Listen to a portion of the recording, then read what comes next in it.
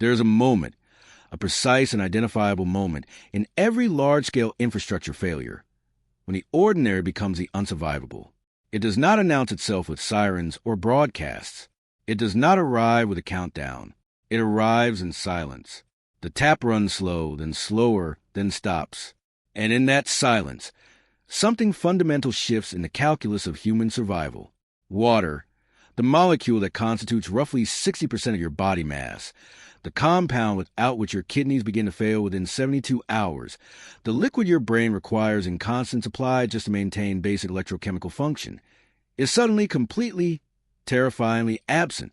Most people in that moment will walk to the sink a second time. They will turn the handle again. They will wait. And in that waiting, they will lose the most critical hours of their survival window without even knowing the clock has started. What you are about to hear is not a warning about dehydration in the conventional sense. This is not a reminder to drink 8 glasses of water per day or to keep a few bottles in your car during summer. What this is a systematic and evidence-based examination of why modern water infrastructure is catastrophically more fragile than any government agency, municipal utility, or emergency management body has ever publicly admitted, why the science of water procurement and purification under grid-down conditions contains principles that are almost never taught outside of military survival schools and advanced wilderness medicine programs, and why the gap between what the average prepared household believes about their water security and the actual reality of their situation is wide enough to be, without exaggeration, fatal.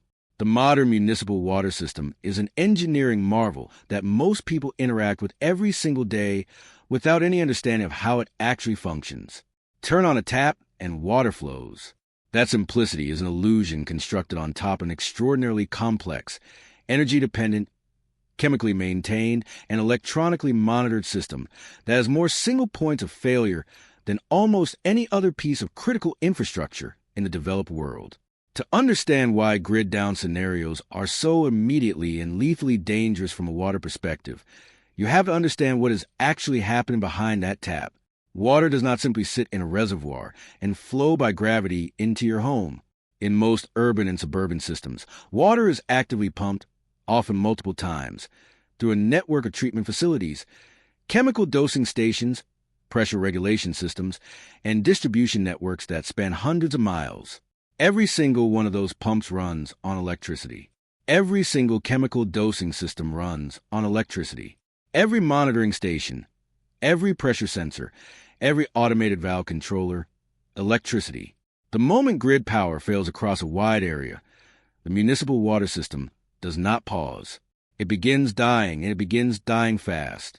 The engineering reality of water pressure in a municipal system is something that very few civilians have ever been taught, and the implications of that reality for grid-down survival are severe. Municipal water systems maintain what engineers call positive pressure throughout the distribution network. This positive pressure, typically between 40 and 80 pounds per square inch depending on location and elevation, serves 2 critical functions. First, it pushes water through the pipes and out of your taps. Second, and this is the part that almost nobody outside the water engineering profession understands, it prevents contamination from entering the pipes. The pressure flowing outward through microscopic cracks, joint failures, and connection points in aging water infrastructure is what keeps biological and chemical contaminants from flowing inward. The moment that pressure drops, and without powered pumping stations, it drops quickly. The system transitions from a contamination barrier into a contamination conduit. Groundwater, soil bacteria, agricultural runoff, industrial chemicals, sewage, all of it now has a physical pathway into the distribution network that previously existed but was held in check by outward pressure alone. This is a fact that water engineers have understood for decades. It is a fact that emergency management researchers have documented in peer-reviewed literature. It is a fact that municipal utility companies are required to act on when pressure drops occur during normal operations, issuing boil water notices within hours of detecting low-pressure vents even under ordinary circumstances. And yet, it is a fact that has never been communicated with appropriate urgency to the general public in the context of extended grid-down scenarios. People stock water. They store a few gallons per person, maybe a week's worth if they are more prepared than average. They believe that stored water combined with whatever they can collect from local sources will be sufficient to bridge the gap until infrastructure is restored. What they do not account for is a timeline, the true timeline of infrastructure restoration after a major grid down event, and what happens to every local water source during that interval. Let us examine the timeline with precision. The United States electrical grid is divided into three major interconnections: the Eastern Interconnection, the Western Interconnection, and the Texas Interconnection, along with several smaller systems. These interconnections contain, in aggregate, approximately 9,000 individual generating units, more than 300,000 miles of transmission lines, and millions of distribution-level components. When engineers model large-scale grid failure scenarios, not the routine regional outages that affect tens of thousands of people for hours or days, but the true wide-area, multi-state, extended duration failures, their recovery timelines are not measured in days. They are measured in weeks, and in the worst-case scenarios, in months. The North American Electric Reliability Corporation, NERC, which is the regulatory body responsible for bulk power system reliability in North America, has published assessments indicating that certain categories of severe grid damage could result in restoration times extending to months or longer, particularly in scenarios involving physical damage to large high-voltage transformers, which are custom-manufactured components with lead times of 12 to 18 months under normal industrial conditions. In a scenario where grid restoration takes 6 weeks, not a worst-case scenario by any serious engineering assessment, but a moderate one, what happens to water? The pumping stations have emergency generators. Most municipal water utilities do maintain diesel generator backup systems for critical pumping infrastructure. Those generators typically carry enough fuel to operate for 72 hours to 1 week, depending on the facility. After that, without resupply, they stop. In a wide-area grid failure that also disrupts fuel distribution networks, which run on electrically powered pumps, electronically managed logistics systems, and communication infrastructure that depends on the same grid, fuel resupply becomes its own crisis. So the realistic operational window for generator-backed municipal water pumping is, under stress conditions that would accompany any serious long-duration grid failure, somewhere between 3 days and 2 weeks. After that, pressure in the distribution network begins to fall. And as pressure falls, the contamination dynamics described earlier begin to manifest across thousands of miles of aging pipes simultaneously. The age of water infrastructure in the United States is not a secret, but the implications of that age are rarely discussed in survival contexts. The American Society of Civil Engineers, in its most recent infrastructure report card, gave drinking water infrastructure a grade of C-. This is not a political statement. It is an engineering assessment. The average age of a water main in the United States is approximately 45 years. Many systems contain pipes that are over 100 years old, cast iron and clay tile mains that were installed during the early 20th century and have never been replaced. These pipes leak under normal operating conditions. The EPA estimates that water loss through leakage in American distribution systems averages around 15% of total production, and in older cities, that figure can exceed 30%. Under normal positive pressure conditions, this leakage flows outward, water leaking out of the system into surrounding soil. The moment pressure drops, the direction of flow reverses through those same cracks and joints, and everything that's been accumulating in the soil around those pipes, decades of biological material, agricultural and industrial contamination, surface water infiltration, carrying whatever pathogens are present in local soils, begins moving into the distribution network. The science of waterborne pathogen transmission under these conditions is not hypothetical. It is documented extensively in the epidemiological literature on water system failures during natural disasters. Studies of water system performance during major earthquakes, the 1989 Loma Prieta earthquake in California, the 2010 Haiti earthquake, the 2011 Tohoku earthquake, and tsunami in Japan, consistently show that loss of pressure integrity in distribution networks correlates directly with subsequent waterborne disease outbreaks. In Haiti, the combination of infrastructure damage and loss of water treatment capacity contributed to conditions that allowed cholera to establish itself in a population that had been cholera-free for decades. The outbreak ultimately infected more than 800,000 people and killed over 10,000. This is the real-world consequence of water infrastructure failure at scale. It is not a theoretical risk. It is a documented pattern that repeats wherever the combination of infrastructure failure and population density create the right conditions. What makes the grid-down water crisis uniquely dangerous compared to earthquake or flood scenarios is the simultaneity and geographic scale of the impact. An earthquake affects a defined region. Water utilities in adjacent unaffected areas can provide support. National Guard and FEMA assets can be mobilized from outside the disaster zone. Supply chains remain intact outside the impact area. A wide area grid failure affects everything simultaneously. There is no adjacent unaffected utility to provide mutual aid. There is no intact supply chain corridor to funnel bottled water and purification supplies into a localized crisis zone. There is no region from which emergency responders can be drawn who are not themselves dealing with the same infrastructure failure.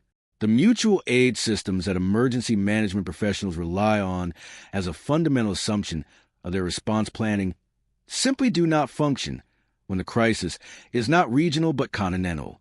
This is the first layer of the water secret. The infrastructure vulnerability that has been studied, documented, and in certain technical circles openly discussed, but has never penetrated into the public consciousness with the clarity and urgency that the situation demands. But this is only the first layer.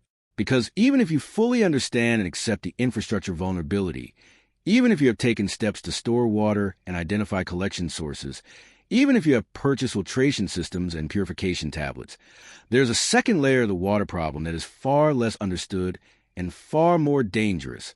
The hidden science of what actually makes water deadly, and the significant gap between what most preppers believe their purification systems can do and what those systems actually accomplish under real-world field conditions. The survival community has a water purification mythology that is both widespread and potentially lethal. It goes like this. If you filter your water through a quality ceramic or hollow fiber filter and then treat it with chemical disinfectants or boil it, you have safe water. This is true under a specific and limited set of conditions. It is not universally true, and the conditions under which it fails are precisely the conditions that will exist during the kind of extended grid-down scenario we are discussing.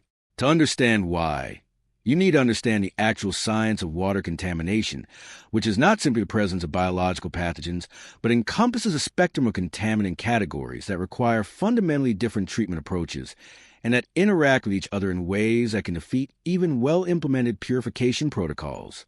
Water contaminants fall into four primary categories. Biological contaminants include bacteria, viruses, protozoa, and helminths, parasitic worms, and their eggs. Chemical contaminants include both organic compounds like pesticides, herbicides, industrial solvents, and petroleum products, and inorganic compounds like heavy metals, nitrates, and fluoride in excess concentrations. Radiological contaminants include dissolved radioactive particles and ions. And physical contaminants include suspended particulates of various sizes, which, while not directly harmful, can significantly reduce the effectiveness of both filtration and chemical treatment. Most consumer-grade and even high-end preparedness water filtration systems are designed, tested, and marketed based on their performance against biological contaminants. The filter media specifications, the pore size ratings, the log reduction claims, all of this is biological contamination data. The chemical and radiological contamination performance of most portable water filters is, to put it plainly, far less impressive and, for many filter types, essentially non-existent. Consider what happens to local water sources in the vicinity of a medium-sized American town during an extended grid-down scenario lasting several weeks. The wastewater treatment plant, which also runs on electricity and which also has limited generator backup capacity, stops processing sewage. Raw or partially treated sewage begins overflowing into waterways. Storm drains that connect to combined sewer systems begin backing up. Underground storage tanks at gas stations, which are maintained under monitoring systems that run on grid power, lose their leak detection systems. Agricultural operations that rely on electrically pumped irrigation systems fail, leaving standing water in fields that can concentrate agricultural chemicals. Industrial facilities lose cooling systems, spill containment monitoring, and waste management systems. All of this begins entering the watershed, the streams, rivers, ponds, lakes, and groundwater systems that preppers have identified as their backup water sources. By week 2 or 3 of a serious grid-down event, virtually every surface water source within a populated area will be contaminated not just with biological pathogens, which your filter and chemical treatment can largely address, but with a complex cocktail of chemical contaminants that will pass directly through most portable filtration systems as if they were not there. The hollow fiber and ceramic filters that form the backbone of most preparedness water kits, the Sawyer Squeeze, the Berkey systems, the LifeStraw products, are extraordinarily effective against biological pathogens. Under controlled testing conditions, quality hollow fiber filters achieve log 7 reduction of bacteria and log 6 reduction of protozoa, meaning they remove 99.99999% of bacteria and 99.9999% of protozoa from water. These are genuinely impressive numbers. But their chemical filtration capability is limited to whatever activated carbon is incorporated into the system, and activated carbon, while effective against a range of organic compounds, does not remove heavy metals, does not remove nitrates, does not remove most agricultural chemicals at high concentrations, and does not remove radiological contaminants. A hollow fiber filter passing water contaminated with diesel fuel leaching from a ruptured underground storage tank will remove the bacteria. The diesel-derived hydrocarbons will pass through,